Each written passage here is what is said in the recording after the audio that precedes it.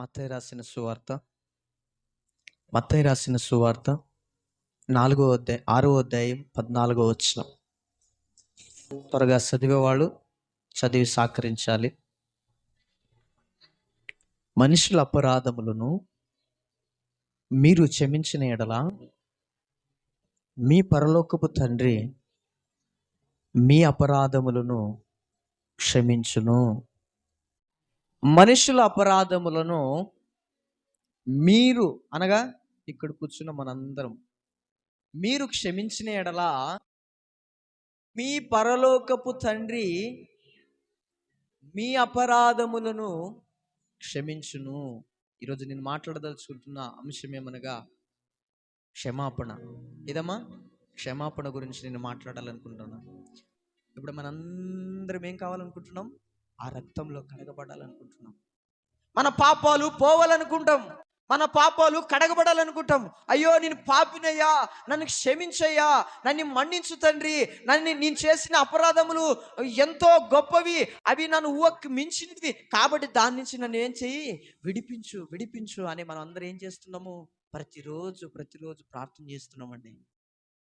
ప్రార్థన చేస్తారు కదా, అయ్యా ఈరోజు నేను ఏమైనా తప్పు చేసింటే నన్ను క్షమించు నాయన, ఈరోజు నేను ఏదైనా తప్పు చేసింటే నన్ను మన్నించు, నా అపరాధములు మన్నించు, నా దోష శిక్షను మన్నించు అని మనమందరూ మన ప్రార్థనలో విజ్ఞాపన చేసుకుంటాం. మనందరికీ మన అపరాధం క్షమింపబడాలని ఆశే, మనం నిర్దోషులుగా ఉండాలని ఆశే. మనందరము మన పాపాల నుంచి దేవుని రక్తము ద్వారా కడగబడాలని ఆశ, మనందరము నిర్దోషులుగా ఉండాలని ఆశ, మన పాపాలు క్షమించాలనే మన ఆశ మనందరికి ఆశ ఉంది కదండి. దేవా నా పాపాలు క్షమించాలని ఆశ ఉంది కదా, అయ్యా నా పాపాలు క్షమించు, నా విధేయతను క్షమించు, మనమందరము దేవుని ఎదుట మోకారు పెట్టి ప్రార్థన చేస్తాం. కానీ కానీ కానీ మనం ఒప్పుకోవడానికి, మనల్ని క్షమించడానికి మనకు కావాలి, కానీ మనం ఎదుటివారిని మనము క్షమాపణ పొందుకోవాలి.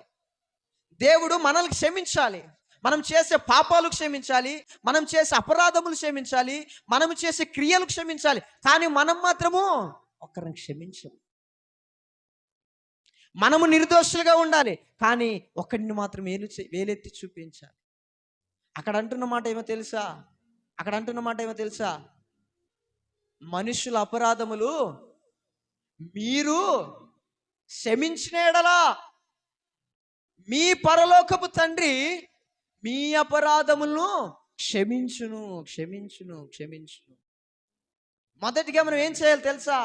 మనుషుల అపరాధములు క్షమించాలి. నీ ఎదుట మనిషి చేస్తున్నాడు కుయుక్తి, మనిషిని ఎదుటగా జీవిస్తున్నాడే, అపరాధులను క్షమిస్తే ఖచ్చితంగా పరలోకపులు ఉన్న కన్న తండ్రి నీ అపరాధములు. మనందరం మన పాపాలు క్షమాపణ పొందుకోవాలని ఆశపడతాం, మనం నిర్దోషులుగా ఉండాలనుకుంటాం, మన పాపాలను దేవుడు తొలగించాలని ఆశపడతాం. కానీ మనం ఎదుటి వారిని క్షమించము. ప్రేమ క్రీస్తు రక్తము సిద్ధంగా ఉంది నీ అపరాధములను క్షమించుటకి, నీ దోష శిక్షను క్షమించుటకై ప్రభు యేసు అయిన రక్తము సిద్ధంగా ఉంది. కానీ నీవు సిద్ధంగా లేవు. మనమందరం ముఖాలు పెట్టి ప్రార్థన చేస్తాం, దేవుని ఎదుట వేడుకుంటా, అయ్యా నా అపరాధములను క్షమించు, నా దోష శిక్షను క్షమించు, నా పాపాలను క్షమించు. కానీ మనం ఎదుటివారిని క్షమించుకోకపోయింది. ఎదుటివారిని క్షమించే తత్వం లేదు మనలో. ఇద్దరు వ్యక్తులు శత్రులైపోయారండి. ప్రేమగా ఉన్నవారు, అంతవరకు దగ్గర ప్రేమగా ఉండేవారు, సమాధానంతో ఉండేవారు, ఐక్యత కలిగి ఉండేవారు. ఒక చిన్న విషయం ద్వారా వారు ఏమైపోయారు? విడిపోయారు. మనుషుని తత్వం ఎలా ఉంటుంది తెలుసా? మనుషుని తత్వం ఎలా ఉంటుంది? ఒకవేళగాన చెగడానికి నిమ్మన్నారనుకో, కొట్లాడడానికి నిమ్మన్నారనుకో, మన భాషలో చెప్పాలంటే దులిమాడేస్తారండి. ఎలా దులిమాడేస్తారు? ఆ వ్యక్తి కదా నేను విడిచిపెట్టాను, వేరే వ్యక్తి ఏంటే అది భయంకరమవుతుండేది. ఆమె కాబట్టి నేను విడిచాను, ఆ వ్యక్తి కాబట్టి నేను ఇడిచాను. వేరే వ్యక్తి ఏంటే అది వేరే రకంగా ఉండే, నా విశ్వరూపం చూపిస్తుంటే. ఇదా నువ్వు క్రైస్తవుడుగా నేర్చుకున్నది? ఇదా నువ్వు క్రైస్తవురాలుగా నేర్చుకున్నది? మనుషులమండి మనమందరం మనుషులం. శరీరం అనేక కోరికలు ఉంటాయి. శరీరం అలా ప్రవర్తించడానికి ప్రేరేపిస్తుంది. ఓకే, కొట్లాడినావా, మనస్పర్ధలు వచ్చేవా, కొంచెంసేపు అయిన తర్వాత ఆలోచించే కదా. ఎటువంటి భావన మనం చూపిస్తున్నాం ప్రేమేందేను మాట. క్షమాపణ గుణము లేదు మనకు, క్షమించే తత్వము లేదు. దేవుడు అంటున్నాడు, మీ అపరాధములు క్షమింపబడాలంటే ఎదుటి వారి అపరాధములు మీరు ఏం చేయాలి? క్షమించాలి. నీవు చేసిన పాపము నుంచి విముక్తి పొందాలంటే, నీవు చేసిన క్రియల నుంచి విముక్తి పొందాలంటే ఎదుటివాడిని నువ్వు క్షమించాలమ్మా. కంకణం కట్టుకొని కూర్చోకూడదండి. మాట్లాడితే ఆమెనే వచ్చి మాట్లాడాలి నాతో. ఎందుకు? తగ్గించుకో కదా. నీ సొమ్ము ఏమైనా పోతా, నీ ఆస్తి ఏమైనా పోతుందా? వాక్యము సెలవిస్తుంది, తగ్గించబడిన వారు ఏమవుతారంటమ్మా? హెచ్చింపబడతారు. ఒకవేళ ఆమె వచ్చి నీతో మాట్లాడిందంటే నీ దృష్టిలో ఆమె తక్కువే ఉండొచ్చేమో. ఆ వ్యక్తి వచ్చి నీతో మాట్లాడుతున్నాడంటే నీ దృష్టిలో ఆ వ్యక్తి చిన్నవాడే ఉండొచ్చేమో, చిన్న చూపు చూస్తుండొచ్చేమో. కానీ ప్రభు దృష్టిలో నీకంటే ఉన్నతమైన స్థలంలో ఉన్నాడు. ప్రేమేందైన వల్ల నీకంటే ఎంతో గొప్పగా ఉన్నాడు. ఈ లోకాన్ని మెచ్చించుటకై నువ్వు ప్రవర్తించదు, డమ్మముతో బ్రతకదు, విర్రవిగదు. క్షమాపణ హృదయం ఉండాలి. నీ అపరాధములు క్షమించబడాలంటే, నీవు చేసిన పాపములు విముక్తి పొందాలంటే, ఎదుటివారి నీ పట్ల చేస్తున్న ద్రోహం ఉందే అది నువ్వేమేం చేయాలి? క్షమించాలి. అప్పుడే నీ అపరాధములు కూడా క్షమిస్తాయి. చూడండి, చక్కటి మాట ప్రభు యేసు దగ్గర పేతురు గారు అడుగుతున్నాడు. మత్తయి రాసిన సువార్త 18వ అధ్యాయం 21 వచ్చి నేను ముగిస్తానండి, కొన్ని క్షణాల్లో నేను ముగిస్తాను. ఆ సమయమున పేతురు ఆయన వద్దకు వచ్చి, ప్రభువా, నా సోదరుడు నా ఎడల తప్పిదము చేసిన ఎడల నేను ఏమి మరలా అతనికి క్షమింపవలెను? 7 మార్లు మట్టుకేగా అని అడిగాను. అందుకు యేసు అతనితో ఇట్లనెను, 7 మార్లు మట్టుకే కాదు, 77 మార్లు మట్టుకని నీతో చెప్పుచున్నాను. పేతురు గారు వచ్చి అంటున్నారు, అయ్యా, నా సోదరుడు నా పట్ల ఒక పాపం చేశాడు అనుకోండి, నన్ను ద్వేషించాడు అనుకోండి, నా పట్ల తప్పిదము చేసిన ఎడల ఆ వ్యక్తిని నేను ఎన్నిసార్లు క్షమించాలి? 7 సార్లు క్షమిస్తే అయిపోద్ది కదా. యాక్చువల్ ధర్మశాస్త్ర ప్రకారంగా 7 సార్లు ఒక మనిషిని క్షమించాలి. ఆ ధర్మశాస్త్రాన్ని పట్టుకొని అడుగుతున్నాడు పేతురు, నీ 7 మార్లు క్షమిస్తే అయిపోద్ది కదా అని అడుగుతున్నా. అప్పుడు యేసుక్రీస్తు అంటున్నాడు, పేతురా, 7 మార్లు కాదు కానీ 77 మార్లు క్షమించు. మనం ఒక్కసారి క్షమించడానికి కూడా కింద పైన పడతామండి. ఆ ఈగో అనేది ఉంటుంది చూడండి లోపల. ఆ వ్యక్తి వచ్చి నాతో మాట్లాడాలి అనే ఆలోచన ఉంటుంది. ఆ ఈగో అంటారు దాన్ని. అది ఉన్నంత వరకు ఈ మాట నీకు వర్తించదు. పేతురు గారితో అంటున్నాడు, 7 సార్లు కాదు పేతురు, ఎన్నిసార్లు? 77 సార్లు క్షమించాలి. మీకు ఇంకొక రకంగా చెప్పాలంటే, చనిపోయేంత వరకు క్షమించాలమ్మా. అయ్యా, క్షమించాలి. కింది వచనాల్లో మాట్లాడుతూ అంటున్నాడు, ఒక వ్యక్తికి అప్పు ఇచ్చాడంట దేవుడు. ఆ అప్పును తీర్చలేకపోయాడు. దేవుడు వచ్చాడు, ఆ అప్పును లెక్క అడుగుతున్నాడు. అయ్యా, నా దగ్గర డబ్బు లేదు, నేను ఖచ్చితంగా తీరుస్తాను, కొన్ని రోజులు నాకు సమయం ఇవి అన్నాడు. సర్లే, సమయం తీసుకో అన్నాడు. ఈ వ్యక్తి వెళ్ళాడు. ఈ వ్యక్తి కింద 10 మంది ఉన్నారు. ఈ వ్యక్తి ఒకరికి అప్పు ఇచ్చాడు. ఆ వ్యక్తితో అంటున్నాడు, నాకు అప్పు తీర్చు. అయ్యా, నా దగ్గర అంత డబ్బు లేదు, దయచేసి నన్ను క్షమించు, నేను కొద్ది కాలం ఇస్తే నేనేం చేస్తా, ఆ డబ్బు నీకు తెచ్చిస్తా అన్నాడు. కానీ ఈ వ్యక్తి ఏం చేశాడు తెలుసా? ఆ వ్యక్తిని క్షమించలేదండి. ఆ వ్యక్తిని పనివాడిగా చేసుకున్నాడు. ఈ విషయం ఎవరికి తెలిసిందో తెలుసా? దేవాది దేవునికి తెలిసింది. అప్పుడు ఆ ఒక వ్యక్తిని పిలిచి అంటున్నాడు, నీ అపరాధం నేను క్షమిస్తే కదా, నీ దోష శిక్ష నేను క్షమిస్తేనే, నీ పాపములు నేను క్షమిస్తే కదా, అలాగే నువ్వు ఎందుకు అలాగనే నువ్వు ఆ వ్యక్తిని ఎందుకు క్షమించకపోతివి అని ప్రశ్న వేస్తున్నాడు. ఇక్కడ ఉన్న మనమందరం మన పాపాల క్షమాపణ పొందుకోవాలనుకుంటాం, కానీ ఎదుటి వారిని మాత్రం క్షమించగలుగుతాం. ఆ తత్వం మనలో లేదు. దేవుడు అంటున్నాడు, ఒకవేళ మీ ఎదుటివారు చేసిన అపరాధంను క్షమించకపోతే పరలోకపులో ఉన్న కన్న తండ్రి మిమ్మల్ని క్షమించడు. దయచేసి ప్రియ సంగమా, క్షమాపణ అనేది చాలా ముఖ్యం. క్షమాపణ అనేది చాలా ఇంపార్టెంట్. ప్రేమదైన వాళ్ళ క్షమించే గుణం మనలో ఉండాలి. ఆ త్యాగము మనలో ఉండాలి. ఆ తత్వము మనలో ఉండాలి. విషయం చెప్తానండి. సౌత్ కొరియా పట్టణంలో గ్రామ్ స్టెయిన్ అని మీ అందరికి తెలుసు. గ్రామ్ స్టెయిన్, ఈ పేరు కొద్దిగా మీ అందరికి తెలిసి ఉంటుంది చదువుకున్న వారికి. ఈ వ్యక్తి మంచి సువార్థికుడు అండి. ఒక వ్యాన్లో అతనిని, తన కుమారుల్ని ఆ వ్యాన్లో తగలబెట్టేశారండి. ఈ విషయం మీ అందరికి తెలుసు కదా. 2 కుమారులు మంచి యవనపాయంలో ఉన్నారండి. పిల్లలు మంచి 15 ఏండ్లు 14 ఏండ్ల పిల్లలు, 2 కుమారులు. తన తండ్రి వ్యాన్లో సువార్తకే వెలుచుండగా దాడి చేసి దానిపైన పెట్రోల్ పోసి అంటుపెట్టి 2 కుమారులు గ్రామెన్స్టైన్ని చంపేశారండి. ఈ కేసు ఎక్కడికి వెళ్ళింది తెలుసా? సౌత్ కొరియాలో ఉన్న కోర్టుకు వెళ్ళింది. ఆ కోర్టు ఈ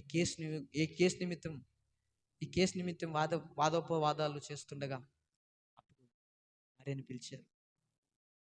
ఇక్కడ నిరపరాధి ఇక్కడ ఈ యొక్క బోన్లో నిమ్మడ్డాడు. ఆమె ఈ బోన్లో నిమ్మడింది. వచ్చిన తర్వాత జడ్జి ఆమెను చూస్తూ అన్నాడు, అమ్మా, నీ భర్తను నీ పిల్లలు చంపింది ఈ వ్యక్తేనా?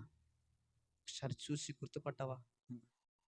అప్పుడు ఆమె పైనకెత్తి చూసి, ఈయనే నా భర్తను నా పిల్లలను చంపి. కానీ మాట తెలుసా? ఆ వ్యక్తిని క్షమించండి. ఎంత త్యాగం చూడండి.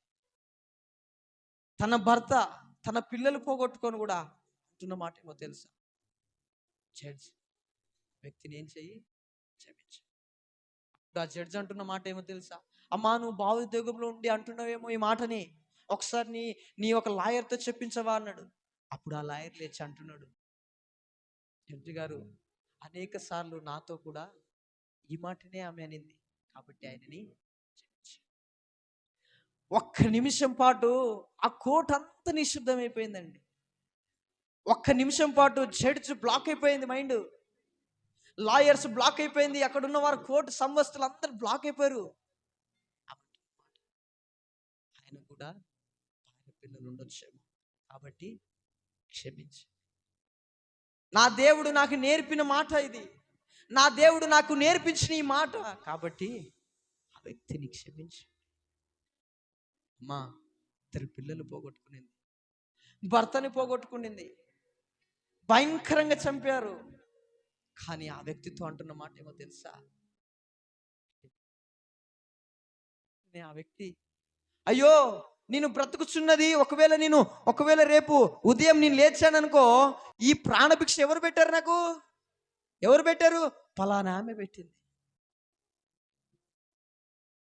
నేను రేపు ఉదయం లేస్తున్నానంటే నాకు ఈ ప్రాణభిక్ష పెట్టింది ఎవరు? ఆమె. కాబట్టి జడ్జి గారు, నన్ను చంపేయండి,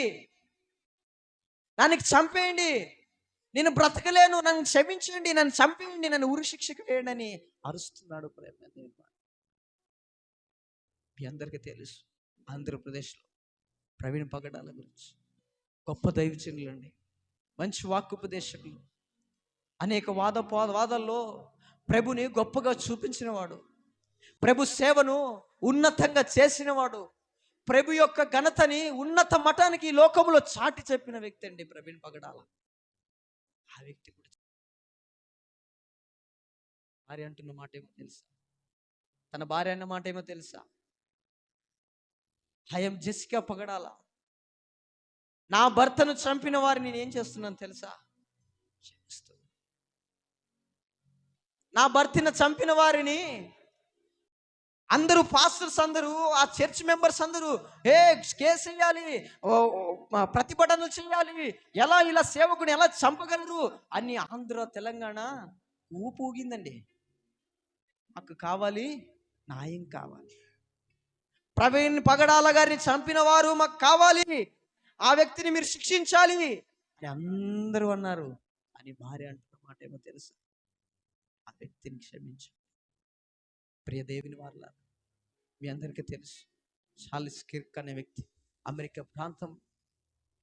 ఇక్కడ 10వ తారీఖు మనం క్లాస్ నడిపించుకుంటున్న రోజు అమెరికా ప్రాంతంలో ఒక కాలేజీలో ఒక మీటింగ్ పెట్టి అనేక యవనస్తులకి స్ఫూర్తికుడుగా, అనేక యవనస్తులకి మాదిరికరంగా, అనేక యవనస్తులను దేవుని తట్టు తిప్పుతూ, వారు వేసే క్వశ్చన్లకు, వారు వేసే ఆలోచనలకు అన్నిటికీ బైబిల్తో సమాధానం చెబుతూ అనేక యవనస్తుల్ని ప్రభు తట్టు నడిపిస్తున్న చార్లెస్ కిర్క్ గారండి.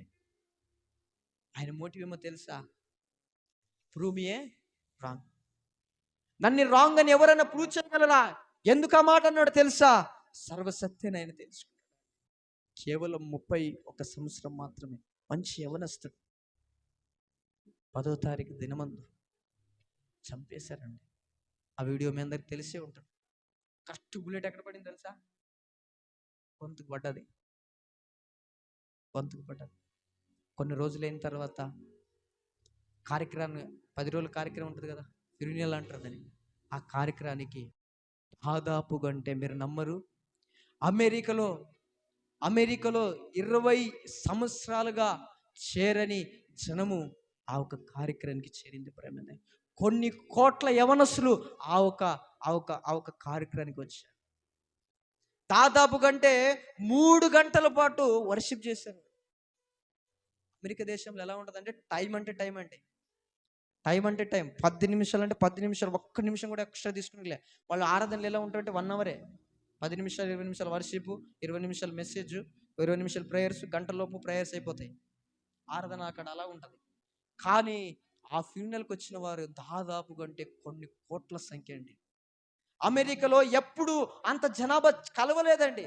అంత జనాభా వచ్చారు. ఒక్క మరణము వచ్చింది. అందరిలో వచ్చి భార్య అంటున్నాను, ఆయన కూడా 2 పిల్లలండి, ఒక కుమారుడు ఒక కుమార్తె.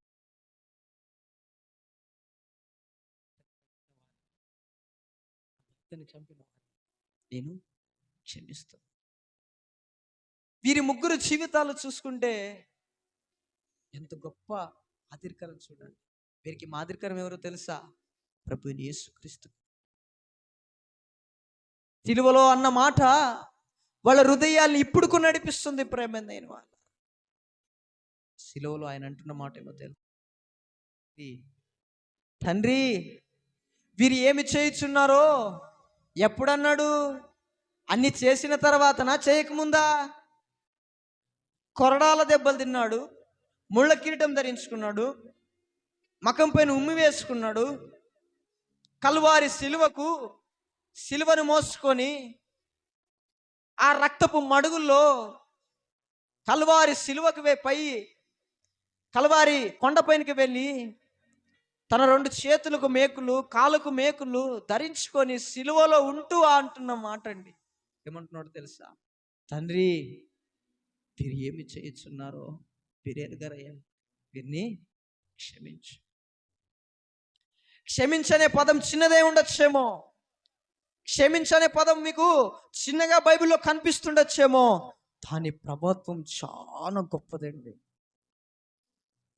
ఆ మాట అక్కడున్న శతాబ్దిని మార్చింది. ఆ మాట బందిపోటు దొంగని మార్చింది. ఆ మాట అక్కడున్న భటుల్ని మార్చింది. ఆ మాట ఇప్పటికీ 2000 సంవత్సరాలు క్రీస్తు మరణించిన తర్వాత కూడా ఇప్పటికీ అందరూ ఆ మాట ద్వారా ప్రభావితం చెందుతున్నారు.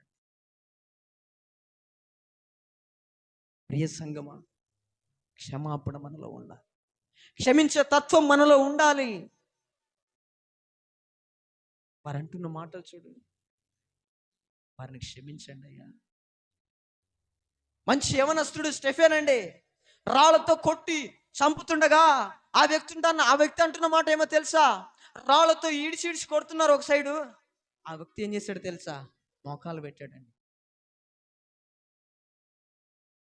రాళ్ళ దెబ్బలు తింటూనే, ఒక్క దెబ్బ కాదండి, ఒక్క దెబ్బ కాదు కొట్టింది, ఆ ఊరు ప్రజలందరూ రాళ్ళు తీసుకున్నారు. ఒక్కొక్క చెయ్యి ఒక్కొక్క రాయన్న 100 రాళ్ళు, ఎక్కువ ఉండొచ్చు. 100 రాళ్ళు ఒకేసారి ఒక మనిషిపై దాడి చేస్తే ఎలా ఉంటుందో తెలుసా? ఆ బాధ ఎంత ఉంటుందో తెలుసా? ఆ బాధల్లో కూడా ఆ వ్యక్తి ఏం చేశాడో తెలుసా? వెంటనే మోకాలు పెట్టాడు. తండ్రి, వీరు ఏమి చేయుచున్నారో వీరు ఎరగరయ్యా, దయచేసి వీరి పాపమును క్షమించు, వీరి దోష శిక్షను క్షమించు అన్నాడండి.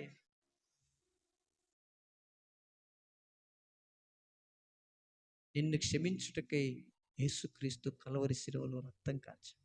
కానీ నువ్వు క్షమించుటకై నీ రక్తం కార్చిన అవసరం లేదు, నీ ఆస్తిపాస్తులు పెట్టాల్సిన అవసరం లేదు. తగ్గించుకో, ఆ మనసుని పిండుకో, వెళ్ళు మాట్లాడు. ఆమె అనుకునింది, నీ పట్ల తప్పుడుగా ఆలోచన చేసింది. మాట్లాడు. ప్రమేయం దేని వాళ్ళారా, మనందరికి క్షమాపణ విషయంలో చాలా వెనుకబడిపోయాను. నిన్ను ప్రేమించుకోవడం గొప్పతనం కాదు, ఎదుటి వారిని ప్రేమించడమే గొప్ప. నిన్ను నీవు క్షమించుకోవడం గొప్ప కాదు, ఎదుటి వారిని క్షమించడము గొప్ప. నిన్ను నీవు బలపరచుకోవడం గొప్ప కాదు, ఎదుటి వారిని బలపరచడము గొప్ప. నిన్ను నీవు హెచ్చించుకోవడం గొప్ప కాదు, ఎదుటి వారిని హెచ్చించు. ఒక్కసారి చూడు, అందులో ఉన్న సంతోషమేమో. మనమందరూ ఎలా ఉంటామంటే, మనల్ని మనం క్షమించుకోవడానికి సిద్ధంగా ఉన్నాం, మనల్ని మనం హెచ్చించుకోవడానికి సిద్ధంగా ఉన్నాం, మనల్ని ప్రేమించుకోవడానికి సిద్ధంగా ఉన్నాం. కానీ ఎదుటి వారిని ప్రేమించము, ఎదుటి వారిని మనం క్షమించము, ఎదుటి వారిని హెచ్చించము. ఎందుకంటే వారు ఎంతున్నా మన దృష్టిలో చిన్నవారిలాగే కనపడతారండి. ఒకరు ఎలా భావించాలంటే, మనము యోగ్యులమని భావించాలి. నిన్ను నీవు హెచ్చించుకోవడం గొప్పతనం కాదు, నిన్ను నీవు ప్రేమించుకోవడం గొప్పతనం కాదు, నిన్ను నీవు క్షమించుకోవడం గొప్పతనం కాదు, ఎదుటి వారిని క్షమించి చూడు, అది గొప్పతనం. ఇలా ప్రత్యేకత ఏముంది తెలుసా? క్షమించడం. క్రీస్తు క్షమించాడు, ఇప్పుడు ప్రభావితం అవుతూనే ఉంది. అమ్మా, ఈ ముగ్గురు అన్న మాటలు తెలుసా? ఈ ముగ్గురు అన్న మాటలు, ప్రవీణ్ పగడాల భార్య అన్న మాటలు, చార్ల్స్ కిర్క్ అన్న వారి భార్య మాటలు, గ్రామ్ స్టైన్ అన్న వారి భార్య అన్న మాట అనేక మందిని ఏం చేసింది తెలుసా? ప్రభావితం చేసింది, మార్చింది. ఈ మాట అన్నప్పుడు ఎవరు గుర్తుకొస్తారు తెలుసా? ఈ మాట అన్నగానే ఎవరు గుర్తుకొస్తారు తెలుసా? ఈ మాట అనగానే ఏ త్యాగం గుర్తుకొస్తాడు? యేసుక్రీస్తు గుర్తుకొస్తాడు. క్షమించనే పదంలోనే యేసుక్రీస్తు త్యాగం ఉంది. ప్రేమ దేని వల్ల వెంటనే అందరికి గుర్తుకొచ్చేది ఎవరో తెలుసా? కలవరి శిలువలో పడిన యాతన, ఆయన రక్తం గుర్తుకొస్తుంది. క్షమించు అనే పదానికి క్షమాపణ మనలో ఉండాలి.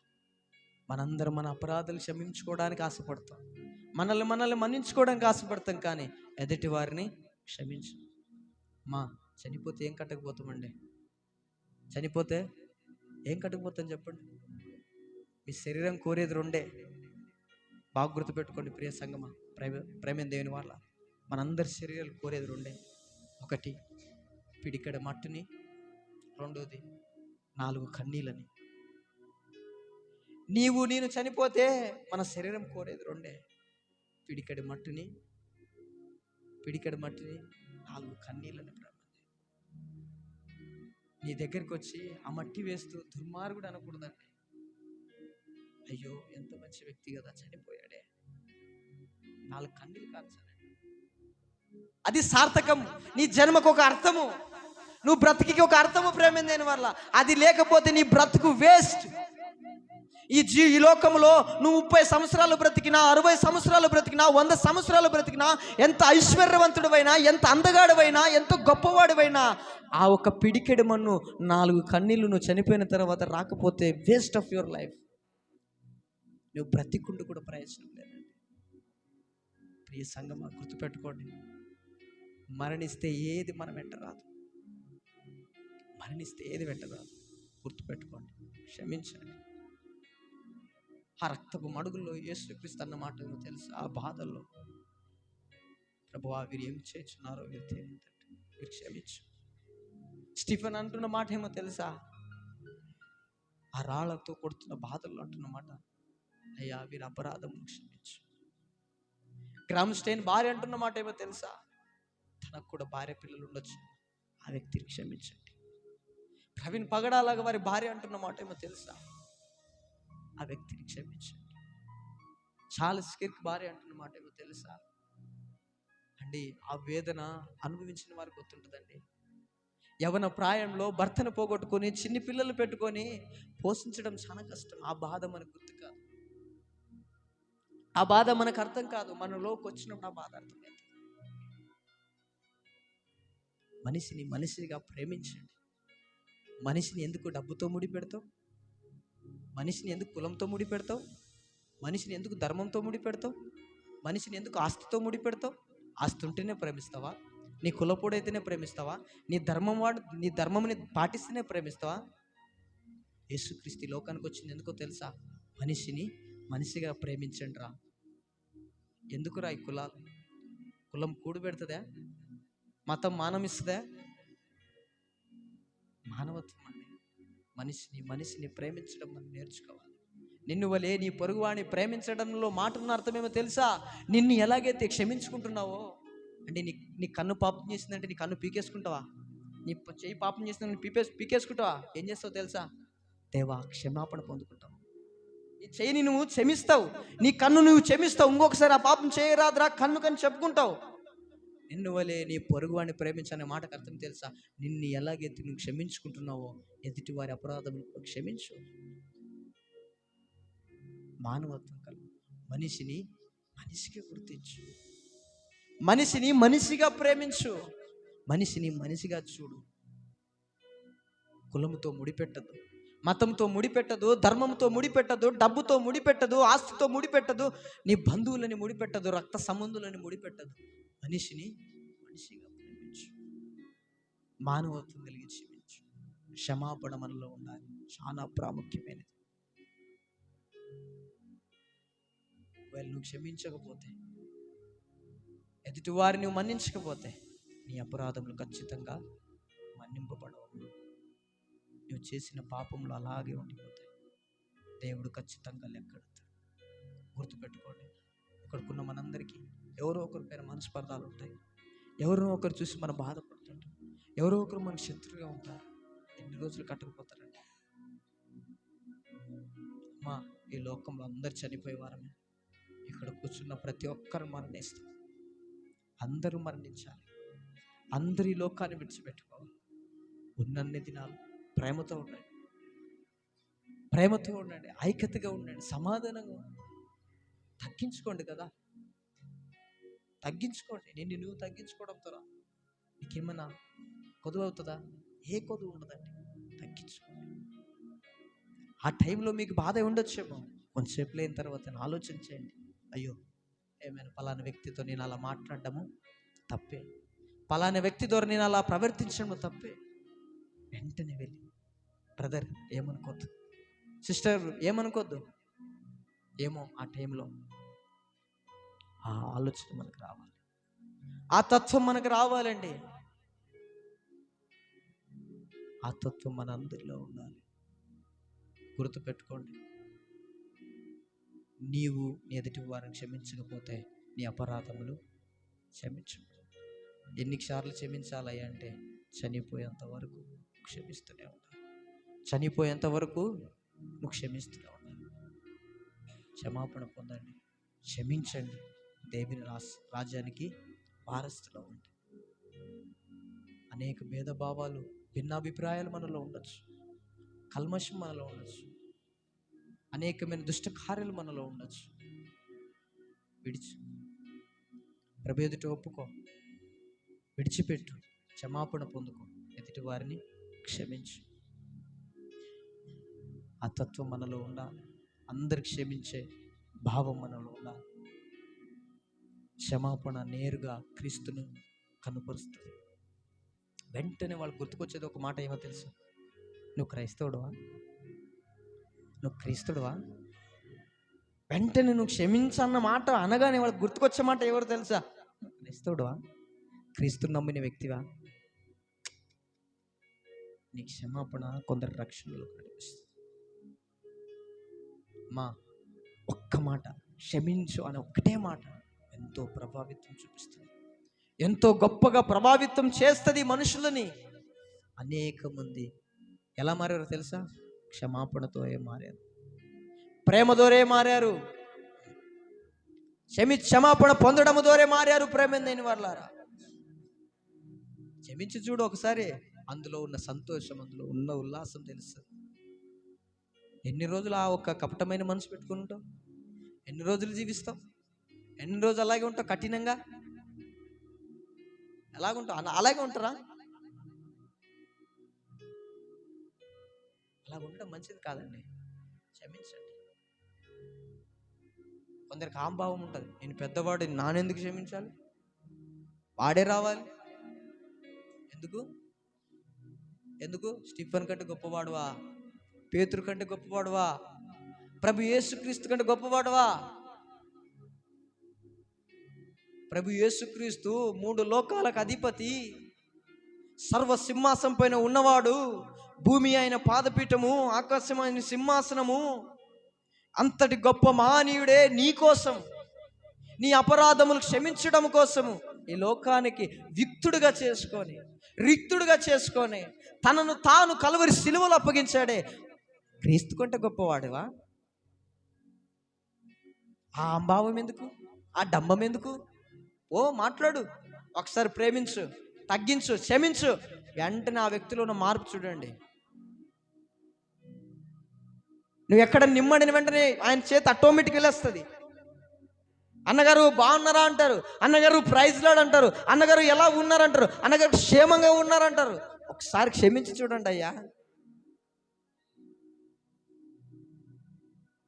నువ్వు విర్రవిగితే గొప్పవాడు అనుకోవద్దు, క్షమాపణ చేయకపోతే గొప్పవాడు అనుకోవద్దు.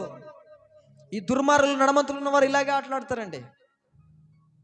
ఏం మాట్లాడావక్క, ఏం మాట్లాడావయ్యా, తగ్గదు.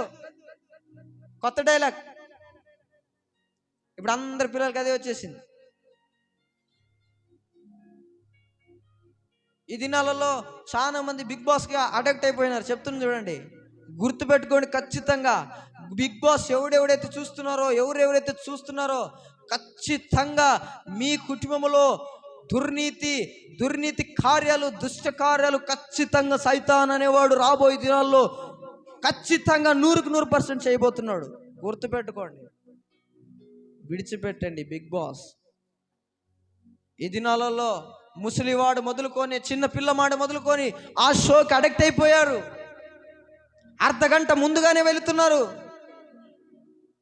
నిన్ను, నీ కుటుంబాన్ని మోసగిస్తుందమ్మా. సైతాన్ అనేవాడు మోసగాడు, వంచకుడు. వాడు ఖచ్చితంగా నిన్ను ఏదో రకంగా కాటేస్తాడు. ఈ దినాలలో నీ కుటుంబంలోకి ఎలాగొచ్చాడో తెలుసా? బిగ్ బాస్ రూపంలో వచ్చాడు. ఆ దినాలలో పాము రూపంలో వచ్చాడు. ఈ దినంలో నీ ఇంటిలోకి బిగ్ బాస్ రూపంలో వచ్చాడు. గుర్తుపెట్టుకో, చూసేవారందరూ యవనస్తు బిడ్డలు, దయచేసి నాకు ఆ వ్యక్తి అంటే ఇష్టం, ఆ వ్యక్తి అంటే ఇష్టం, ఈ వ్యక్తి అంటే ఇష్టం ఎందుకు? మీకు తల్లిదండ్రులను ప్రేమించండి, దేవుణ్ణి ప్రేమించండి. మొదటి ప్రాధాన్యత మీ దృష్టిలో ఎవరిది ఉండాలంటే దేవునికే ఉండాలి. రెండోది మీ తల్లిదండ్రికే ఉండాలి. ఈ 2 స్థానాలు ఎవ్వరికి వదిలిపెట్టద్దండి. యవనస్తులుగా మీరు కూడా అంతే. మొదటిగా నీ స్థానం ఎవరికే ఉండాలి తెలుసా? ప్రభు యేసుక్రీస్తుకు, దేవునికే ఉండాలి. రెండో స్థానము మీ తల్లిదండ్రికే ఉండాలి. ఈ రెండిటిని మించి ఏవి ఎక్కువ ప్రేమించదండి. ఎక్కువగా ప్రేమించారనుకో అది మీతో ఉండదు, నిలబడదు. అది చాలా కాలములు మీ చేతిలో నిలబడదు. అది వట్టిది. ఒకరోజు వాడిపోతుంది, ఒకరోజు ఎండిపోతుంది, ఒకరోజు క్షీణించిపోతుంది. దయచేసి గుర్తుపెట్టుకోండి ప్రియ సంగమా, క్షమాపణ చాలా ముఖ్యం. క్షమించే తత్వం చాలా ముఖ్యం. కంకణం కట్టుకొని కూర్చోద్దండి. చనిపోయిన తర్వాత నువ్వు ఏమీ తీసుకొని పోలేవు. ఒక్కటి చెప్పాలంటే, నీ శరీరం పైనున్న నీ వస్త్రాలు కూడా నీ వెంట రావమ్మా. శరీరం పైనున్న వస్త్రాలు కూడా నీ వెంట రావు. గుర్తుపెట్టుకోండి. ఎందుకండి? శరీరం పైన వస్త్రాలను తీసుకోలేకపోతున్నావు, నీ శరీరమే నీ వెంట రాకపోతున్నప్పుడు ఎందుకు కక్షలు, భేదాలు, క్రోధాలు ఇవన్నీ ఎంట పెట్టుకొని ఏదైనా సాధిస్తావా? ఏదైనా సాధిస్తావా? ఇవన్నీ పెట్టుకొని ఏమైనా బిల్డింగ్ కడతావా? ఏమైనా ఆస్తివంతుడు అవుతావా? క్షమించు కదా, ప్రేమించు కదా. క్షమాపణలో ఉన్న బలం ఏదనిలో లేదండి. క్షమించనే పదంలో ఉన్న క్షమించనే విషయంలో ఉన్న గొప్పతనం ఏదనిలో లేదు. ఈ లోకంలో అన్ని దాని కిందనే. ఒకసారి క్షమించి చూడండి, ఆ రుచి తెలిసిన వారు మీ భావం ఎలా ఉంటుంది గుర్తుపెట్టుకోండి. క్షమాపణ మన అందరిలో ఉండాలి. ఒకవేళ నీ అపరాధములు, నువ్వు ఎదుటివాడు చేసే అపరాధం క్షమించకపోతే నీ అపరాధములు తండ్రి క్షమించడు.